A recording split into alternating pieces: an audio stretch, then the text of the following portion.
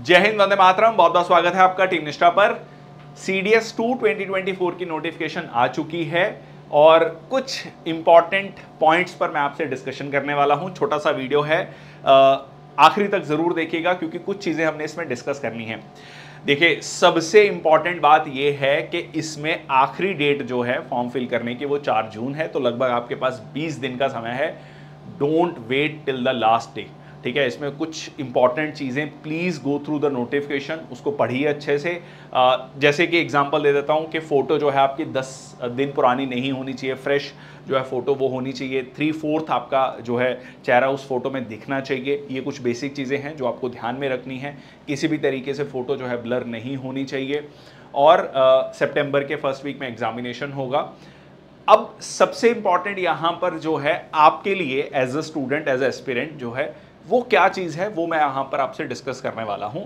देखिए, ये एक एनालिसिस है। यहाँ पर अगर आप देखेंगे तो CDS 1 2023 में जो नंबर ऑफ सीट्स आई थी टोटल 341 थी।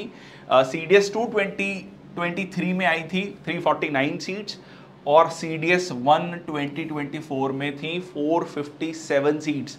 तो आप देख सकते हैं 100 सीट से ज़्यादा। और अब जो सीट्स आई हैं 459, तो आप मान के चलिए कि बम्पर सीट्स हैं। CAPF में भी इस साल रिकॉर्ड नंबर ऑफ सीट्स आई हैं और CDS 2 2024 में भी रिकॉर्ड सीट्स हैं। तो जो भी बच्चे सिंसियर कैंडिडेट्स हैं उनके लिए बहुत फेयर चांस है। और इसमें एक एग्जांपल देख लो, 341 सीट्स थी तो रिटर्न क्लियर हुआ था 6518, तो 6500। यहाँ पर 349 सीट्स में 6908। यहाँ पर इस बार जो अभी रिजल्ट आया कुछ दिन पहले, उसमें बच्चों का क्लियर हुआ है 8373 कैंडिडेट्स। अब 2 सीट्स और बढ़ी हैं, ऑब्वियसली मैं इसको राउंड ऑफ कर लेता हूं 8500।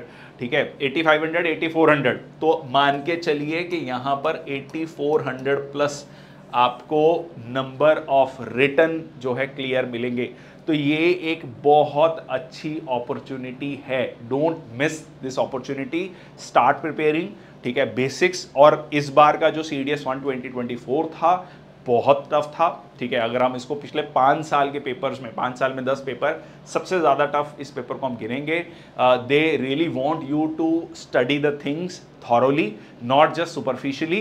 आपको कंसेप्चुअली चीज़ों को पढ़ना पड़ेगा। But the good thing is, very good thing is, number of seats, number of selections. ठीक है, तो आप अगर अच्छा कर रहे हैं, अब एवरेज कर रहे हैं, you have a very fair chance of getting selected in the written examination. ठीक है, इसके अलावा अब बात कर लेते हैं एज लिमिट की, क्योंकि बहुत सारे बच्चों का ये डाउट रहता है एज लिमिट को लेकर। देखिए, IMA के लिए, इंडियन मिलिट्री एकेडमी के लिए आपका जो है 2 जुलाई 2001 टू 1 जुलाई 2006, तो ये एज लिमिट है। इंडियन नेवल एकेडमी के लिए जो है आपका अगेन सेम 2 जुलाई 2001 टू 1 जुलाई 2006। एयरफोर्स एकेडमी के लिए इट इज 20 to 24 ईयर्स और 2 जुलाई 2001 टू 1 जुलाई 2005। यहाँ पर 2006 है, यहाँ पर 2005 है।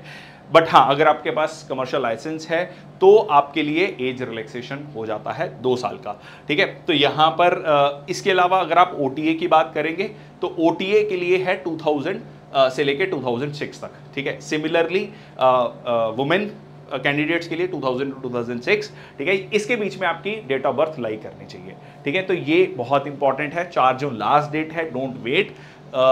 रिकॉर्ड नंबर ऑफ सीट्स हैं, record number of seats. CAPF में भी ऐसा हुआ, CDS 2 में भी। तो जो भी सिंसियर कैंडिडेट्स हैं उनके लिए एक बहुत अच्छी अपॉर्चुनिटी है। फॉर्म को फिल कीजिए, इमीडिएटली फिल कीजिए ताकि आप रिलैक्स हो जाएं, आप अपनी पढ़ाई में, तैयारी में लग जाएं।